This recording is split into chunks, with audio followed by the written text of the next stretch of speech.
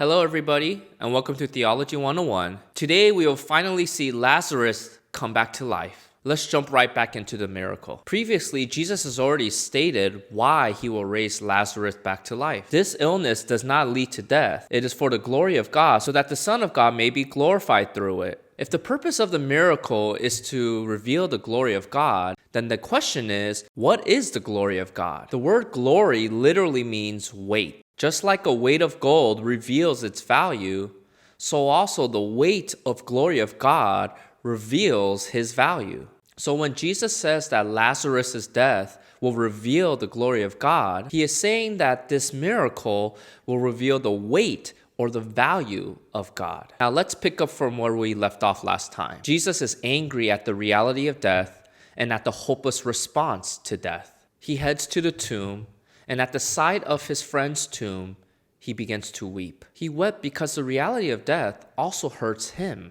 And while he is crying, we see that the crowds are trying to interpret his tears. Some people wonder that if Jesus loved Lazarus, as the tears seem to indicate, why didn't he come faster? Others wonder that if Jesus is powerful, as the miracle of the healing of the blind man seems to indicate, then why can't Jesus do something? So the crowd questioned both Jesus' love and his power. And it is at this moment where Jesus decides to do his miracle. Now, people during this time were typically buried inside of a cave. When you step into the cave, you will be in a 6 by 9 feet cave, which is the size of a typical office today. There will be 3 rock shelves on either side of you and 2 rock shelves in front of you. And it is on these shelves that you will lay a person's body. And so this cave is meant to be a family tomb. Now, when you buried a person during this time, you will wrap them in linen cloth. It will be wide enough to cover their bodies, and a separate face cloth will be wrapped around the face. The feet will be bound at the ankles, and the arms were tied to the body with this linen cloth. Then the cave will be covered with a large stone so that the smell of rotting flesh wouldn't come out.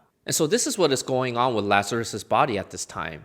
Keep in mind that he's already been dead for 4 days. And it is with this picture that Jesus says this: take away the stone. Now you would think that Jesus has lost his mind. The stone is there to cover the body and the smell. Nobody wants to see or smell a dead body. The fact is, even today when we bury a person, we try to put on makeup and do whatever we can to make it seem like the person still looks alive. But in Jesus' time, there was no makeup. This is exactly why Martha objects to Jesus' request. But Jesus responds to Martha's objection with very important words. Did I not tell you that if you believed, you would see the glory of God? Jesus here is letting Martha and the rest of the people know why he waited before arriving. He wants Mary, Martha, and his disciples and the crowd to understand that everything he is doing is for the purpose of revealing God's glory or his weight. But in order to see God's glory through his miracle, they will need to have eyes of faith. Whether Martha believes or not, Jesus is going to perform his miracle. But Jesus wants her and everyone else to believe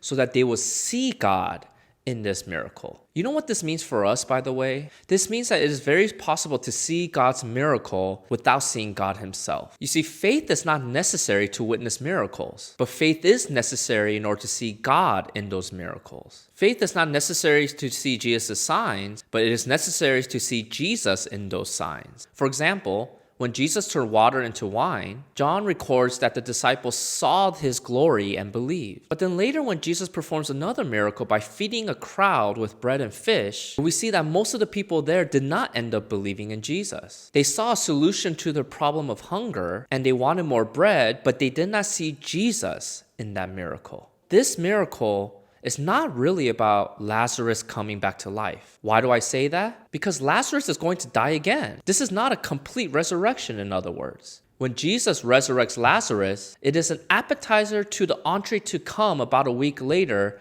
when Jesus will resurrect completely and live forever. And so this miracle is a sign pointing to Jesus' resurrection and pointing to the fact that he has the power over death. And so finally, we are going to see this miracle. 42 verses of buildup, and we have finally reached our climax. Jesus screams out, "Lazarus, come out!" This is a preview of what Jesus will do on that final day of judgment when he will call out the dead with the sound of his voice. So you can feel the suspense of this scene and you could cut it with a knife. You could hear the pounding heartbeats of Mary and Martha and the rest of the crowds. Is Lazarus going to come out? Then we see what happens. The man who had died came out. his hands and feet bound with linen strips, and his face wrapped with a cloth, Jesus said to them, "Unbind him and let him go." Lazarus was still bound up in his linen cloth, and people must have just been standing there in shock with their jaws to the ground. But notice how Jesus is not shocked by what just happened. He just nonchalantly says, "He's probably uncomfortable. You should unbind him and let him go." There's no cheers, no celebration, and John doesn't even record what Lazarus says here because nobody cares about Lazarus in this moment. They are all looking at the one who has the power to raise Lazarus back to life. And so with this miracle and this final sign, Jesus doesn't want you to miss the purpose of his sign. He doesn't want you to just see a dead man coming back to life. He wants you to see God's glory in this miracle. He wants you to see that he is God and that he has power over death. He wants you to see that he is God and that when you trust in him, you are secure in his hands. He wants you to see that he is God and that his hand writes the ending to your story. And your story does not end with death.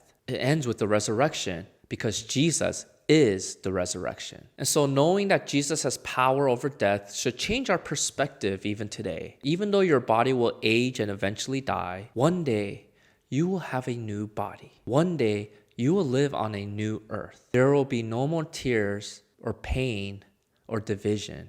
One day, you will never have to say goodbye to the people that you love. One day, murders will end, diseases will end, death will end. This is why Jesus performed his 7 signs, to paint a picture of who he is and why he is so valuable. This concludes our series through Jesus' signs. If there's any other series that you would like for me to cover, please leave a comment and let me know. If you found this video helpful, please like it and share it with a friend. In case you missed the previous videos for this series, I'll leave a link to a playlist with all those videos. Until next time, see you.